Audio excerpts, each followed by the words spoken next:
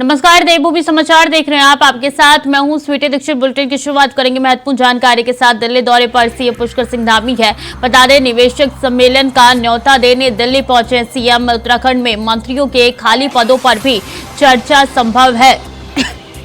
उत्तराखंड में भरे जा सकते हैं 4 मंत्रियों के पद। बीजेपी नेताओं को मिल सकती है जिम्मेदारी। दिल्ली दौरे पर सीएम पुष्कर सिंह धामी है। महत्वपूर्ण जानकारी आप तक पहुंचा रहे हैं कि निवेशक सम्मेलन का न्योता देने के लिए दिल्ली पहुंचे हैं सीएम पुष्कर सिंह धामी।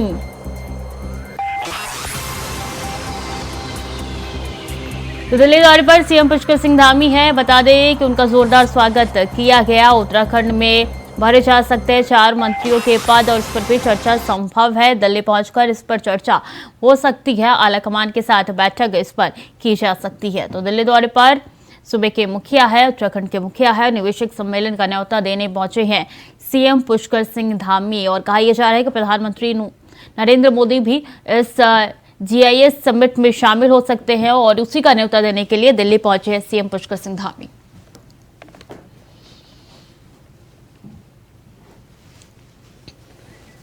अभी कैंथुरा ज्यादा जानकारी के साथ जुड़ चुके हैं। अभी मुखिया जो है वो दिल्ली पहुंचे हैं, क्या कुछ जानकारी है इस दिल्ली दौरे से जुड़ी हुई आपके पास? बिल्कुल, मुख्यमंत्री पुष्कर सिंह धामी कल देर शाम ही दिल्ली पहुंच चुके हैं। दिल्ली में ये कह सकते हैं कि इन्वेस्टर समिट के जो कार्यक्रम प्रदेश में होने उसको लेकर वो प्रधानमंत्री नरेंद्र मोदी, गृह मंत्री अमित शाह और केंद्रीय मंत्रियों को उत्तराखंड आने का ऑफिशियली निमंत्रण यहाँ पर दे सकते हैं, क्योंकि 8 और 9 दिसंबर को देहरादून में ये कह सकते हैं कि उत्तराखंड का जो दूसरा ग्लोबल इन्वेस्टर समिट होने जाना है उसको लेकर यहाँ पर तैयारियां जोरों पर है। और उस इन्वेस्टर समिट का भव्य जो समारोह होगा उस समारोह में आने का निमंत्रण यहाँ पर मुख्यमंत्री पुष्कर सिंह धामी की तरफ से दिया जाएगा।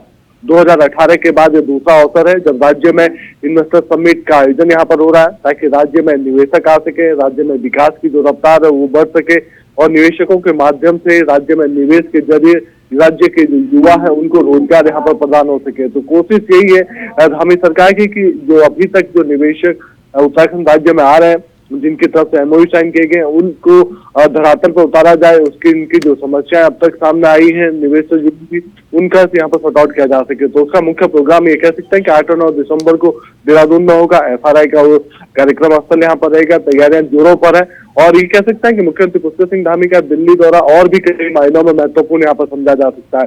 2.5 लाख करोड़ का लक्ष्य राज्य सरकार की तरफ से इस इन्वेस्टर समिट के लिए यहाँ पर चुना गया था कि 2.5 लाख करोड़ के निवेश यहाँ पर किए जाएंगे, MOU साइन होंगे ताकि राज्य में विकास की रफ्तार हो बढ़ सके। तो उस पर ये कह सकता है कि धामी सरकार लगभग 80% से ज्यादा काम अपना पूरा कर चुकी है।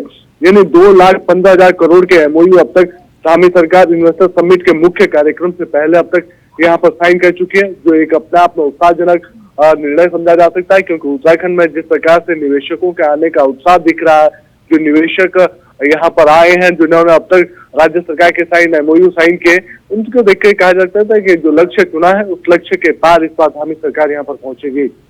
और जो मुख्यमंत्री पुष्कर सिंह धामी की जो प्राथमिकताएं रही है कि सबसे पहले उन निवेशकों को यहाँ पर निवेश करने का न्योता दिया जाएगा या MOU उनके साथ सबसे पहले होंगे जिनके उद्योग परक या जो निवेश के जो प्रस्ताव है उससे जो रोजगार जनरेट होगा, यानी रोजगार परक अगर उनका निवेश होगा तो फिर उसको लेकर यहाँ पर सरकार की तरफ से काम करने की कोशिश की जाएगी और उनको पहली प्राथमिकता यहाँ पर रहेगी। ऐसा में समझा जा सकता है कि धामी सरकार लगातार राज्य के विकास को लेकर काम कर रही है। राज्य में विकास की गंगा बह सके, राज्य के चौमुखी विकास हो सके, उसको लेकर बातचीत यहाँ पर हो रही है। और दिल्ली में उसी सिलसिले में मुख्यमंत्री पुष्कर सिंह धामी गए हैं।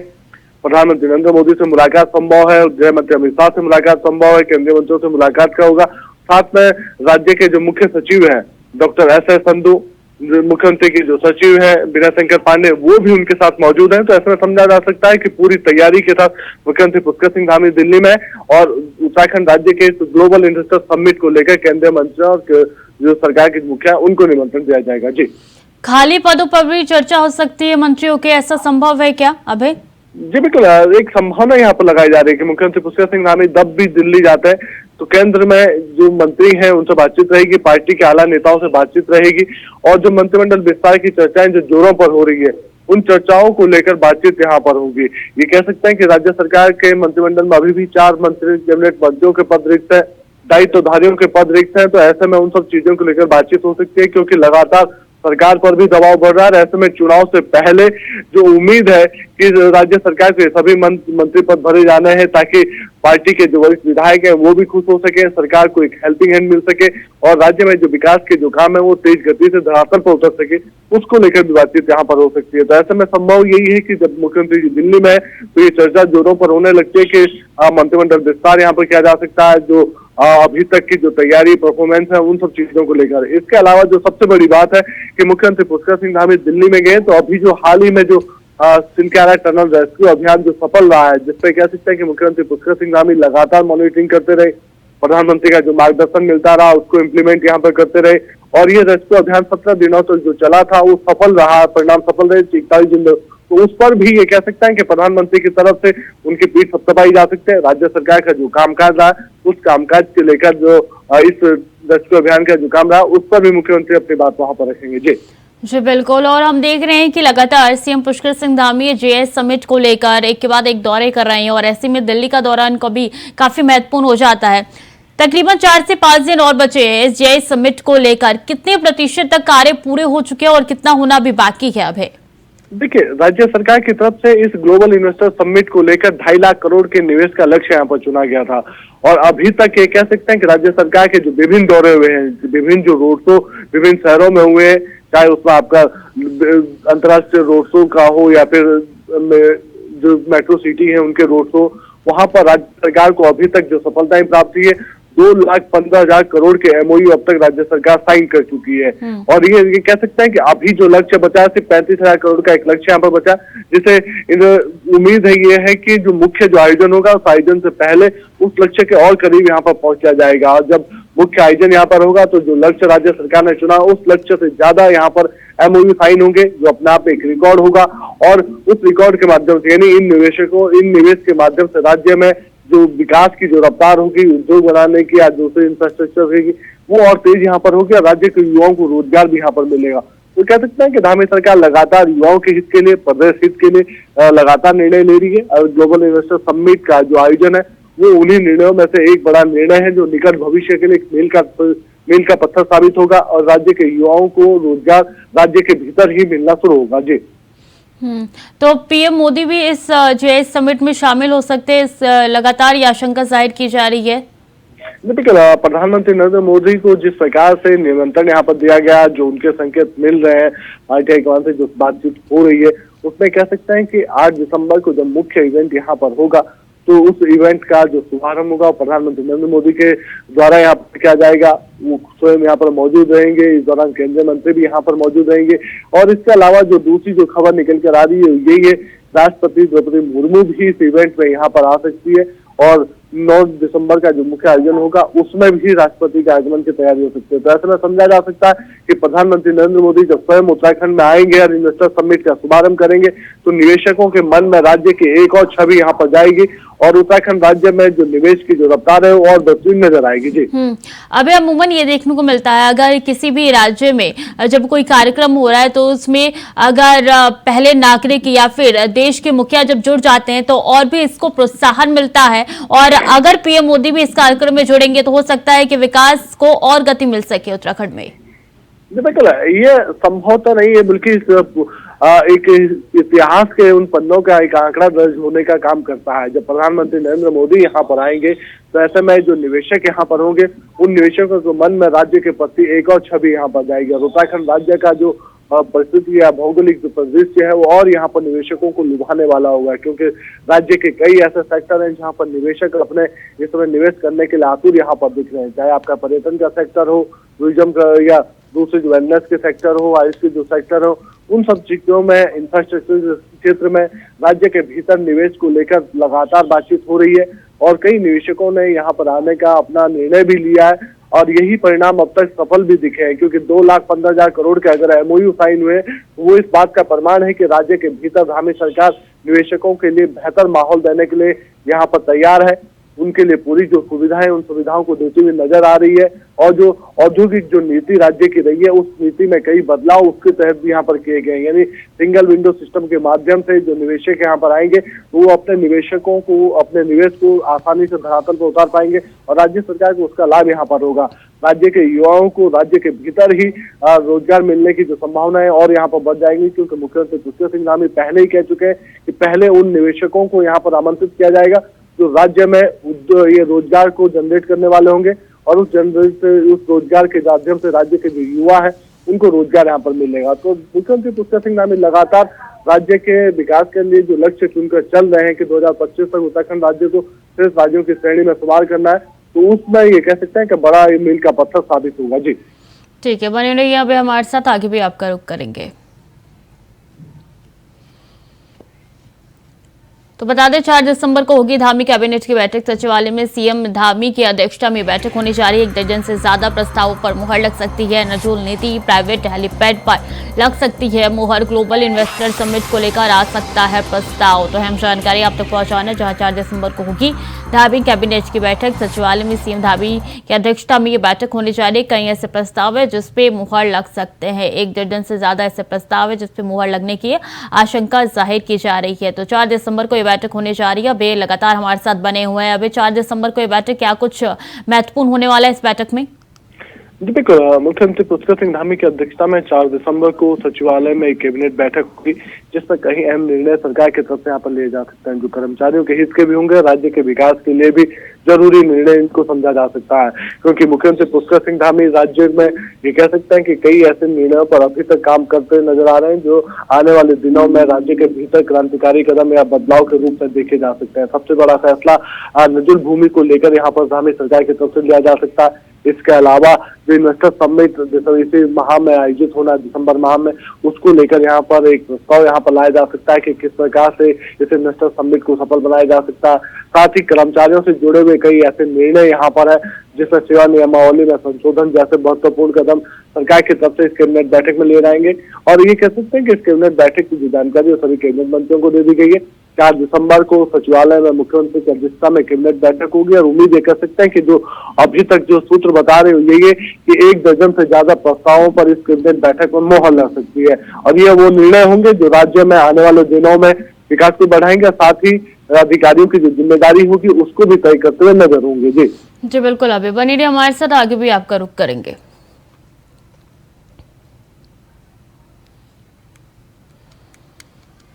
तो राज्य की नगर निकायों में प्रशासक आज से कामकाज संभालेंगे। प्रदेश में 84 नगर निकायों में आज से निर्वाचित बोर्ड की जगह प्रशासक कामकाज संभालेंगे। आपको बता दें कि निकायों में निर्वाचित बोर्ड का कार्यकाल कल समाप्त हो गया है और प्रमुख सचिव शहरी विकास आर.के. सुधांशु ने निकायों में जिलाधिकारी को प्रशासक नियुक्ति करने के आदेश जारी किए हैं। आदेश के बाद अब जिलाधिकारी निकायों में एसडीएम के माध्यम से कामकाज संभाला जाएगा। एक्ट के अनुसार प्रशासकों का कार्यकाल अधिकतम 6 माह ही हो सकता है और आदेश में फिलहाल प्रशासकों को वित्तीय शक्तियां नहीं दी गई है।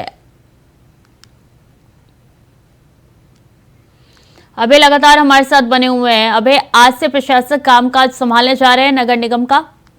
बिल्कुल, ये कह सकते हैं कि निकाय जो जो निकायां है वो पूरी तरीके से प्रशासकों के हवाले कर दी गई है, क्योंकि जो निर्वाचित बोर्ड था 2018 में जो निर्वाचित बोर्ड बना था उसका कार्यकाल समाप्त हो चुका है। तय समय पर निकायों के चुनाव नहीं हो पाए क्योंकि कुछ ऐसी बाधाएं यहाँ पर रही है आयोग के सामने, जिन बाधाओं को अभी दूर नहीं किया जा सका, जिसमें सबसे बड़ी बाधा ये समझा जा सकता है कि मतदाता सूची तैयार नहीं हो पाई है। निकायों में जो आरक्षण का जो रोस्टर होता है वो अभी तक लागू नहीं हो पाया, उसमें खासतौर पर ओबीसी का जो आरक्षण है वो तय नहीं हो पाया। ऐसे में जब अधूरी कामकाज थी उसके चलते अभी चुनाव को पीछे डालने का निर्णय लिया गया और उसके लिए अभी कह सकते हैं कि जो निकाय जो होंगी वो प्रशासक के हवाले रहेंगी। एसडीएम स्तर से ऊपर की जो अधिकारी होंगे या एसडीएम होंगे उनको निकायों का कामकाज यहाँ पर दे दिया जाएगा। वो अपने कामकाज वहाँ पर संभाल लेंगे ताकि निकायों के कामकाज प्रभावित ना हो। लेकिन इस दौरान ये सबसे जो बड़ी बात है गौर करने वाली ये है कि जो भी प्रशासक यहाँ पर नियुक्त किया जाएगा उसको किसी भी प्रकार का कोई वित्तीय अधिकार यहाँ पर नहीं होगा, यानी कोई नई घोषणा निकायों में नहीं होंगी, बल्कि जो पुराने काम चल रहे होंगे उन्हीं कामों को आगे बढ़ाने का काम इस समय किया जाएगा। प्रशासकों की नियुक्ति ये कह सकते हैं कि अगले 6 माह के लिए होगी। 6 माह तक जो पूरी तैयारी अगर यहाँ पर हो जाती है तो फिर निकायों के जो चुनाव होंगे उसकी घोषणा यहाँ पर विधिवत रूप से की जाएगी, नहीं तो फिर उनका कार्यकाल 3 महीने या फिर 6 महीने के लिए और यहाँ पर बढ़ाया जा सकता है। लेकिन संभावना यही है कि अगले 6 महीने तक जो प्रशासक निकायों में बैठेंगे वो लगातार इस काम को आगे बढ़ाएंगे ताकि निकायों के काम चलते रहे, जनता की जो परेशानियां उनका समाधान यहाँ पर होता रहे। लेकिन जो निर्वाचित बोर्ड 2018 में चुना गया था, तो निर्वाचित बोर्ड का कार्यकाल कल समाप्त हो चुका है और ऐसे में आज से निकायों के भीतर प्रदेश की सभी जो निकाय है उनमें प्रशासक अपना कार्यकाल संभालेंगे। जी ठीक है, बहुत बहुत धन्यवाद आपका तमाम जानकारियों के लिए।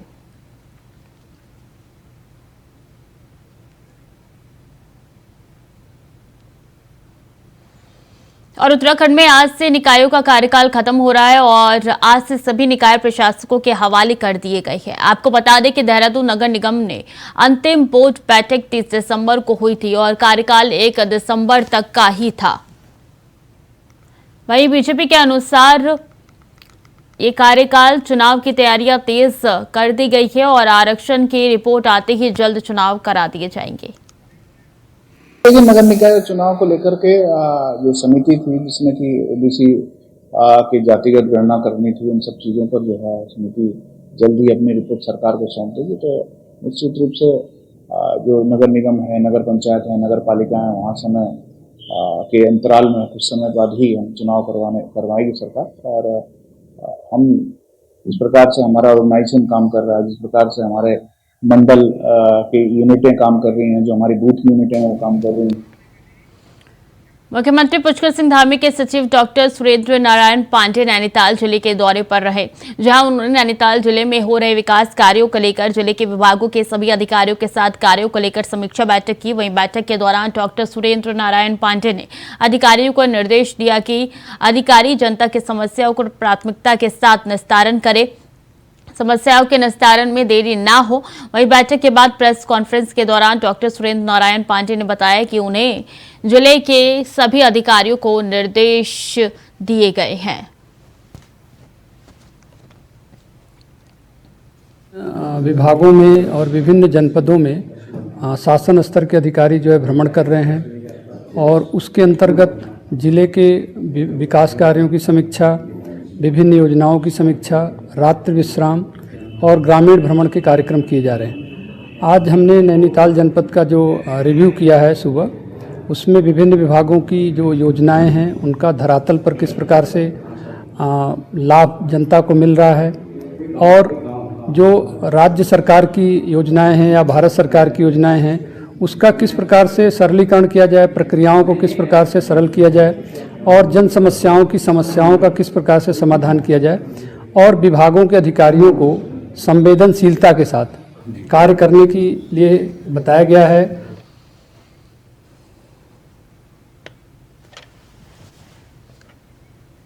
खबर जनपद उधम सिंह नगर के जसपुर कोतवाली क्षेत्र के धर्मपुर चौकी क्षेत्र से है, जहां धर्मपुर स्थित 5 स्टार भट्टे पर एक अधेड़ व्यक्ति का शव मिलने से हड़कंप मच गया, जिसके बाद पुलिस प्रशासन मौके पर पहुंचकर जांच में जुट गई है। पुलिस ने पंचनामा भर शव को पोस्टमार्टम के लिए भेज दिया है, साथ ही पुलिस जांच में जुट गई है।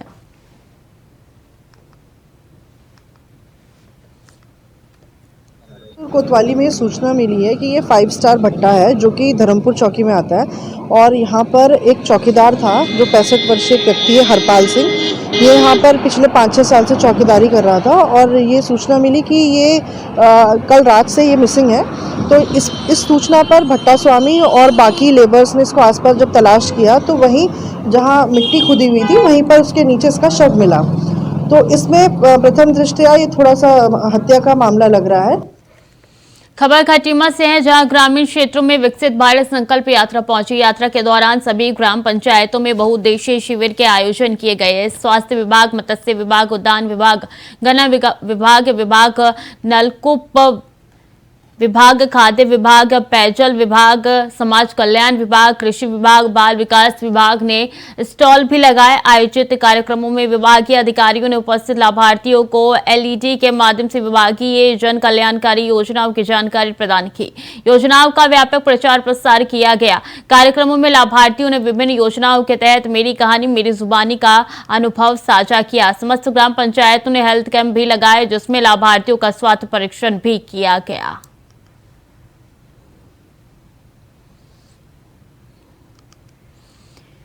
टिहरी के ग्रामीण क्षेत्र के विकास के लिए भारत संकल्प यात्रा वैन रवाना हुई। शहरी विकास मंत्री प्रेमचंद अग्रवाल ने हरी झंडी दिखाकर रवाना किया। इस यात्रा का लक्ष्य लोगों तक केंद्र सरकार की जन कल्याणकारी योजनाओं को पहुंचाना है। शहरी विकास मंत्री प्रेमचंद अग्रवाल ने टिहरी से हरी झंडी दिखाकर टिहरी के ग्रामीण क्षेत्रों के लिए इस यात्रा को रवाना किया है। शहरी विकास मंत्री प्रेमचंद अग्रवाल ने कहा है कि इस यात्रा का उद्देश्य भारत सरकार की जन कल्याणकारी योजनाओं को जन जन तक पहुंचाना है।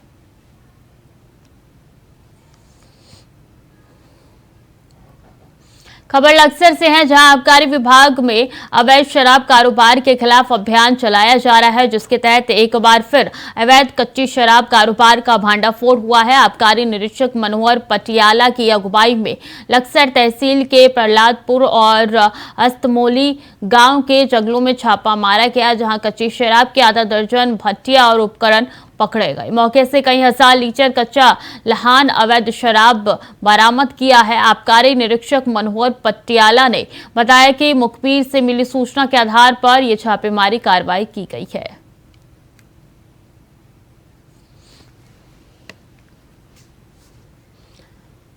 तो फिलहाल के लिए देवभूमि समाचार में इतना ही। खबरें लगातार जारी, देखते रहिए इंडिया वॉइस।